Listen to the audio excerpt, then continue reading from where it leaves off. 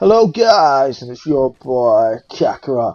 Today I got a few little bit of news. I don't usually do this a lot, but if you guys like it, then I shall continue it. Now let's get into some of the news we've heard recently and see what we've got there. As always guys, if you could please hit me a like, hit that subscribe button, and also hit that notification button as well. It really helps my small channel grow, it really helps me out. It's hard enough on YouTube to try and grow without, all the big channels taking over, but also on top of that, it just lets me know that these are the videos that people are liking the most, and I can obviously prioritize what to make in the future. Let's get in. Our first bit of news is about Call of Duty, and it's expected that a new Call of Duty game will be revealed by the end of next month. Now, the reasons for this is Activision have stated that the 2019 title will be shown off for the first time at the end of the second quarter of the year, locking it in for a June 30th as the last possible date for the reveal. Now, the Call of Duty didn't get revealed at E3 last year, so whether or not it will be revealed at E3 this year, we don't know. It might have its own separate thing yet again. But with Sony not being at E3 and Microsoft not doing anything for Nintendo not doing anything for their Nintendo Switch this year with the newer models that are reportedly in the works, it could be a priority that they actually show it at E3 this year. Because there's obviously a lot more for attention coming on for that event, so that's quite a big possibility. Obviously, the new title is rumored, or has been rumored for a while now, to be Modern Warfare 4. Which is being developed by Infinity War. So look after that. Look out for that. Next bit of news is about Borderlands 3, and XBOX CEO Randy Pitchford has announced during a stream that Borderlands 3 won't have microtransactions or microtransaction-y free-to-play junk. But he did tell people there'll be all kinds of fun customizations like heads and skins. Now, the controversial thing about this is creative director of that game, Paul Sage, also told Game Informer that Borderlands 3 would be selling cosmetics, so therefore there seems to be microtransactions in this game, which seems to contradict Pitchford's claim of no microtransactions. Now, Pitchford followed this up by saying no microtransactions comment that there'll be no pay to win or free to play style microtransactions. So basically he lied, because there is going to be microtransactions on there. What many companies are trying to do now with the loot box debacle is, and that was Battlefront 2 and a lot of other games which is like free to play. You look at Fallout 76 that is embroiled in that controversy, is now they're trying to identify and try to con people into thinking that there's two types of microtransactions: pay to win and normal transactions. Now, these microtransactions have always been in games, but now they're trying to defend. Customers have been saying this for years, players have been saying this for years, but now they're clicking on. But the thing is where we said we don't want any microtransactions, most game companies now turn around going, oh, look at us, no pay to win stuff, just cosmetic items. And we'll see how that goes. I have little faith in Gearbox. It's a company and development studio well known for lying. You only have to look at the what they said about some of the features in Battleborn, and obviously the most infamous one, Aliens Colonial Marines. I'm still a little bit butthurt about that game, in all honesty, with their fake gameplay trailers, and then just was nothing like the final product. So take that bit of news with a pinch of salt, but to be honest with you, I don't believe anything that comes out of Randy Pitchford's mouth anymore. He's the head of a company, he's there to make money and sell games, and that's what it's all about for him, which is understandable. So right, on to some bit more positive news now. A new Earthworm Jim game is set to be in development by the original teammate members of the original games. So yeah, that's After rising to fame in 1994, you know, and being the star of his own animated television show, Earthworm Jim became one of the most iconic video game characters pretty much in the 90s. I remember my dad playing this game and all sorts. There was a sequel as well, you know, based on the, you know, it built on the core gameplay and, you know, emphasized on the humor a bit more, and it did quite well. I think that launched in 1999. I may be wrong, it might be 1998, but it's around about 1998, 1999. But that was it then. There was no more. There's been absolutely no more since then. So yeah, so hooray, a nice comeback for an old flame of Earthworm Jim. I don't know how they handle this. Maybe they'll handle this maybe like a remaster or like a knockoff game that maybe will go for $20 or something like that.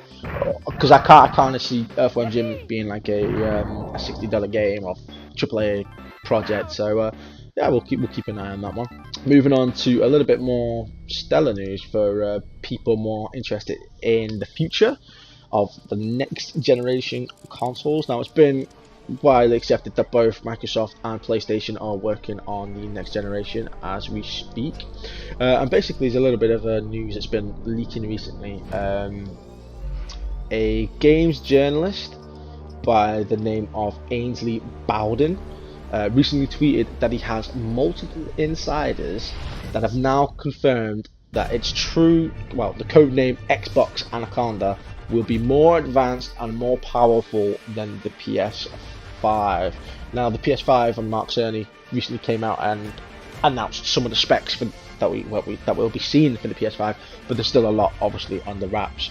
The Xbox hasn't had any kind of formal announcement apart from Microsoft saying that they're working on it, and I can only see this as a good thing. As long as both companies, PS5, Sony and Microsoft, are pushing each other, that competition can only be a healthy thing. With good competition, pushing each other further to make better consoles for us, the consumers. So that pretty much you know that. Basically, his tweet actually said, word for word, the PS5 details so far are exactly what we were hoping for, even beyond what many were expecting. Multiple insiders have now confirmed its true Xbox Anaconda will be more advanced as rumoured. All this means next year is going to be amazing for fans of both, and I totally agree with that. Although he didn't display any notable sources, he did say it's not his sources, rather known sources from Microsoft Xbox info that are very reliable, and it has been accurate for years on leaks. So yeah, so it looks like both consoles are really going to go at it. Like I said, we know that the PS5 can output 8K, so you would expect the Xbox to be able to match that, and you know, hopefully improve on that as well, and deliver an even more better experience. And the last bit of news that we've got at the minute, or second from last, because I want to talk about something else, not game related at the end.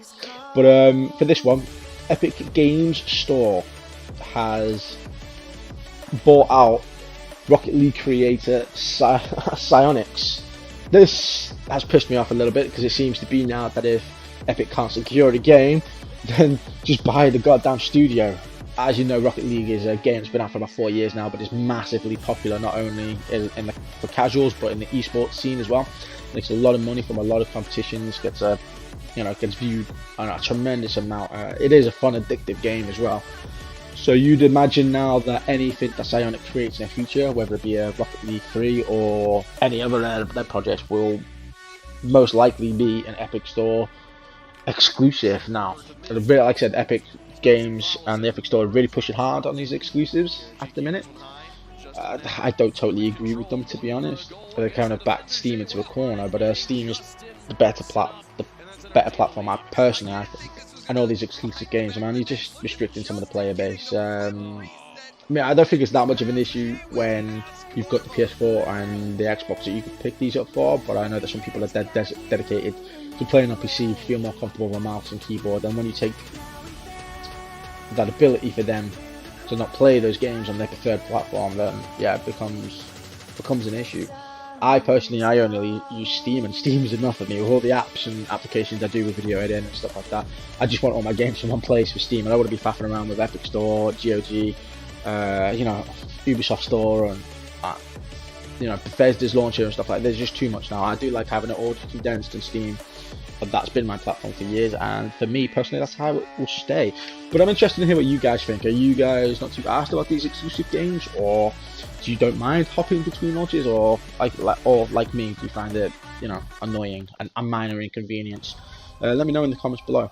The last thing I want to talk about is actually one of the videos I did. I did a reaction to the Sonic the Hedgehog movie, which you can watch on my channel.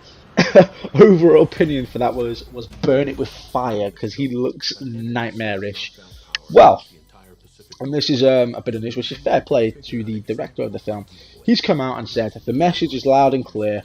You aren't happy with the design and you want changes. It's going to happen. Everybody at Paramount and Sega are fully committed to making this character the best he can be. And like I said, fair enough. I don't think this movie is going to do particularly well. The design for Sonic was alright. I think this movie is obviously aimed at kids, and for everybody else it's meh.